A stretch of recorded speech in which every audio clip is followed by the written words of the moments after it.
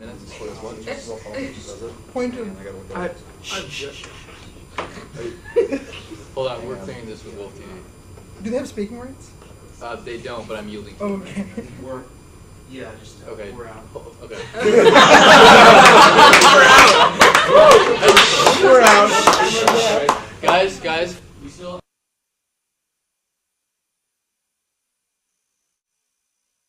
We're gonna get there in just a second. Jim's looking it up. So the weather. No, there's no requirement. No requirement? All right. Are there any? There's no requirement of a roll call vote for moving into executive session. Are there any further objections to moving into executive session for 15 minutes? Maximum 15 minutes. Seeing none, we have consent. Or can all of the non-parliamentary speaking members please exit the room for a period of 15 minutes? Ex officio members have the right to stay. Yes, ex officios, you can stay. So It's closed minutes. So the minutes taker is when we need closed minutes.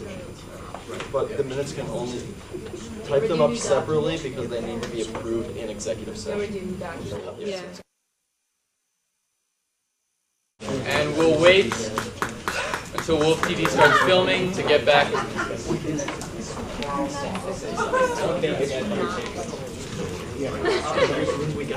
We're good? Awesome. Thank you. Yeah. What?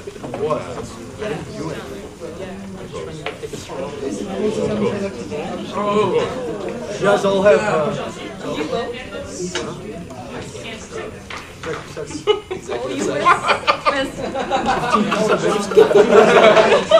Want to come at me after?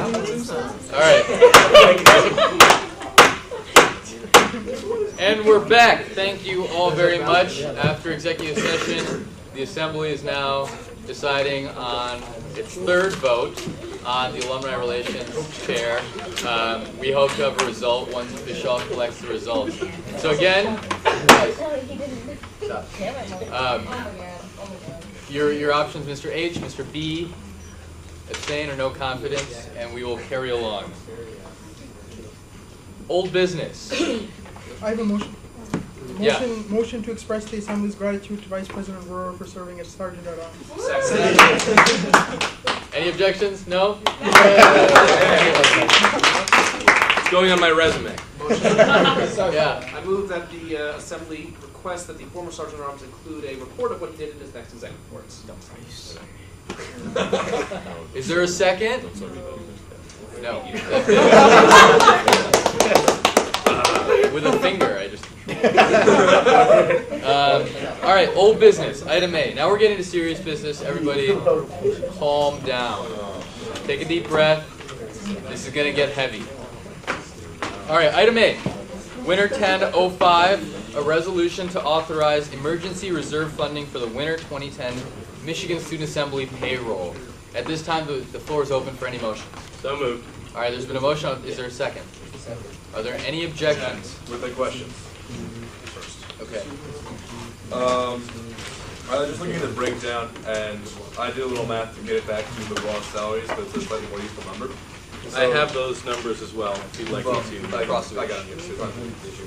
The question here is that we have MSA front office staff, 4 U of M students, and I worked out to 58, 60, 34, so almost $6,000, just shy of that. And I'm wondering, do we have any kind of work study program, or are we paying these people completely out of pocket?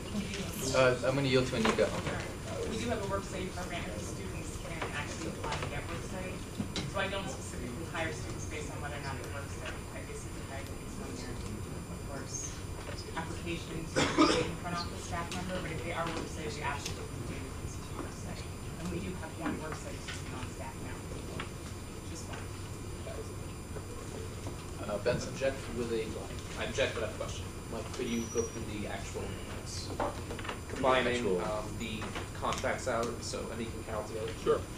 I mean, would you like so which numbers would you like? Would you like the full numbers on the year? Just for the semester. Just for the semester. For the winter semester, Anika's salary and benefits are $20,000, $343. Carol's salary and benefits are $8,578. Our minutes taker salary is $100. The front desk staff is $4,200. That's it. It's total. First semester. Does that objection stand?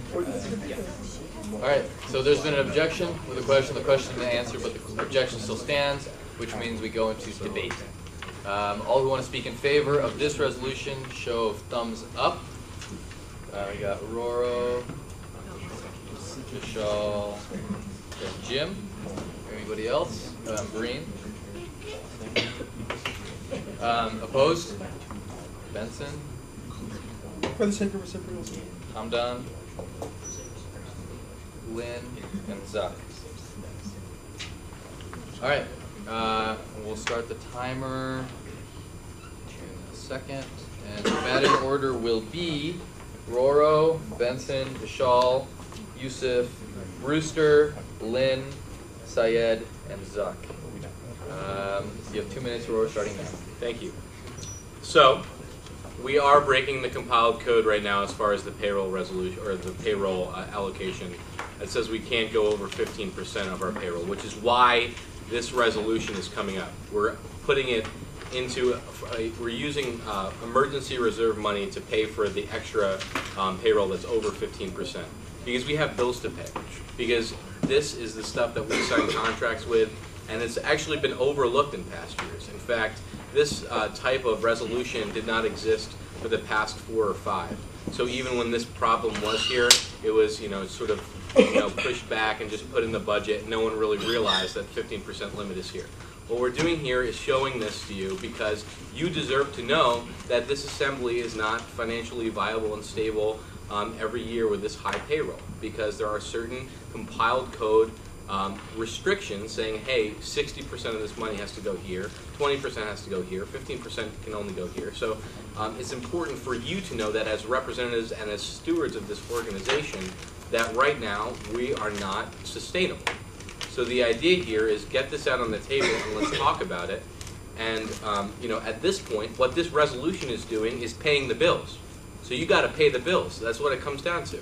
I mean, flat out, you can't not pay the bills. So I'm going to keep going over and over this, but if you vote no on this resolution, guess who's not getting paid? Our front office staff who basically take in all of our calls and all of our funding applications and basically make this thing run day to day are not going to get paid. Carol, who is our accountant, who oversees all of our financial transactions, which there are probably like 50, 60 a day. I'm not exactly sure on the exact number. Anika, who is a huge asset to the Michigan Student Assembly, is not getting paid. So think about a vote no on this. It's a vote to not pay the bills. And I know that you're responsible people. Thank you. Thank you, and Benson. As a responsible person, I'm pretty sure it probably will pass, but just a few points. We're getting this on the table again. This happened last semester. The exact same thing was said, that we would start talking about it. Why did that happen last term? I really respect the front office staff, and obviously our contracted staff, Anika and Carol. I will note, though, that if reps were to hold office hours, we could, I'm not proposing this, but the sum of $5,000 that we're currently paying the front office staff, we could reduce the amount we have to take out of reserves. That's not a fix, but I'm just saying, as a measure here, I'm not comfortable voting for something that is not sustainable. We are stewards of this organization, and we need to make a fix. So if we do this again, and I'm sure we probably will, that's fine, but we do need to talk about this. We can't just let this go again to the next fall with another resolution to take out reserves.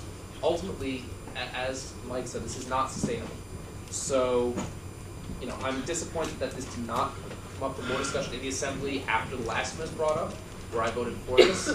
I will be abstaining this time. So take it for what you will. We do need to pay our staff, but we need to look at how we do this. We also need to look at the compiled code, and maybe we could have amended it to some extent. Just saying. I yield.